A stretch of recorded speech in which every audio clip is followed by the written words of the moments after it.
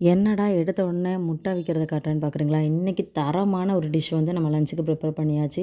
என்னென்னு பார்த்தீங்கன்னா, கருவாட்டு குழம்பு, முருங்கைக்கீரை அண்டு கிளிஞ்சா மீன் போட்டு முருங்கைக்கீரை பொரியல், அப்புறம் அவிச்ச முட்டை, மஞ்சக்கலியா சோறு. இப்படி தாங்க எங்கள் ஊரில் நாங்கள் சொல்லுவோம்.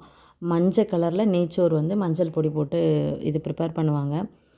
இந்த டிஷ்ஷோட ஸ்பெஷல் என்னென்னு பார்த்தீங்கன்னா, வீட்டில் சமைக்கிறத விட கல்யாணம் ஆனதுக்கப்புறம் முஸ்லீம்ஸ் வந்து என்ன பண்ணுவாங்கன்னா, அதாவது முஸ்லீம்ஸ் ஏன் சொல்கிறேன்னா, நான் ஹிந்து. எல்லாருமே வந்து ரொம்ப க்ளோஸாக தான் இருப்போம்.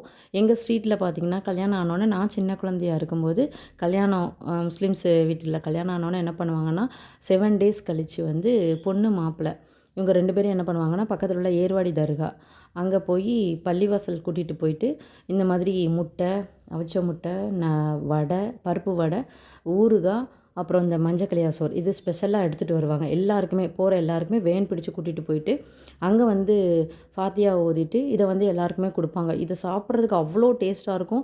அங்கே போய் சாப்பிட்றதுக்கு எங்கள் ஊர்லேருந்து ஏர்வாடி தர்கா வந்து ஒரு 7 கிலோமீட்டர் இருக்கும் அப்படின்னு நினைக்கிறேன். அங்கே போயிட்டு நம்ம சின்ன பிள்ளையில வந்து ரொம்ப தூரம் ட்ராவல் பண்ணுற மாதிரி இருக்கும். இந்த மஞ்சக்கலியா சோறு வந்து அவ்வளோ சின்ன பிள்ளையில வந்து இது ரொம்ப ரேராக கிடைக்கிற மாதிரி இருக்கும். எப்படா கல்யாணம் முடிஞ்சுட்டு அடுத்து 7 டேஸ் கழிச்சு வந்து நம்மளை வேனில் கூட்டிகிட்டு போவாங்கன்னு இருக்கும்.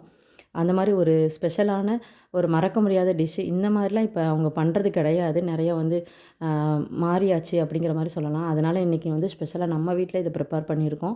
இதுக்கு பார்த்திங்கன்னா, நார்மலாக நம்ம வந்து நெய் சாதத்துக்கு என்னென்னலாம் பண்ணுவோமோ, இஞ்சி பூண்டு பேஸ்ட்டு போட்டுட்டு, ரம்பலை, புதினா, கொத்தமல்லி இதெல்லாம் போட்டுட்டு தாளிச்சிட்டு, அதுக்கப்புறம் என்ன பண்ணுறோம்னா, கட்டியாக தேங்காய் பால் எடுத்துகிட்டு அதை வந்து நம்ம அரிசி போட்ட உலக்காலையே அளந்து நம்ம டிவைட் பண்ணி எடுத்துக்கிறோம். எடுத்துகிட்டு அதுக்கப்புறம் உப்பு போட்டு கொதிக்க வச்சுட்டு அரிசி போட்டு எடுத்தால் நமக்கு கம கமன்னு மஞ்சக்கலியா சோறு வந்து ரெடி ஆயிருங்க. இன்றைக்கி வந்து மஞ்சக்கலியா சோறு வந்து இப்படி தம்மில் போட்டு நம்ம வந்து தம்மில் போட்டு வந்து நம்ம ரெடி பண்ணிட்டோம். இப்போ வந்து எப்படி இருக்குது அப்படிங்கிறத சாப்பிட வச்சு நம்ம வந்து கேட்க போகிறோம். ஆனால் கேட்குறவங்க வந்து ஒன்றுமே சொல்லலை. அதனால் வெறுமனே வீடியோ மட்டும் தான் என்னால் ஷேர் பண்ண முடிஞ்சுச்சு. இப்போ வந்து நம்ம ஷேர் பண்ண போகிறோம், பார்க்கலாம். இதுக்காக ஸ்பெஷலாக இலையெல்லாம் வாங்க விட்டாச்சு. அவிச்ச முட்டை, அடுத்து வந்து ஆனியன் ரைத்தா, அப்புறம் முருங்கைக்கீரை, கிளிஞ்சா மீன் போட்டு முருங்கைக்கீரை செஞ்சு பார்த்தா ரொம்ப டேஸ்ட்டாக இருக்கும். நீங்கள் கண்டிப்பாக ட்ரை பண்ணி பாருங்கள். அப்புறம் மஞ்சக்கலியா சோறு. இது வந்து இன்றைக்கி எங்கள் வீட்டில் ஃப்ரைடேவோட லன்ச். இந்த மாதிரி மெனுவோட ஒரு நாள் கருவாட்டு குழம்பு வச்சு நீங்கள் சாப்பிட்டு பாருங்கள். செமையாக இருக்கும். சாப்பிட்டு பார்த்துட்டு எனக்கு கமெண்ட் பாக்ஸில் கமெண்ட் பண்ணுங்கள்.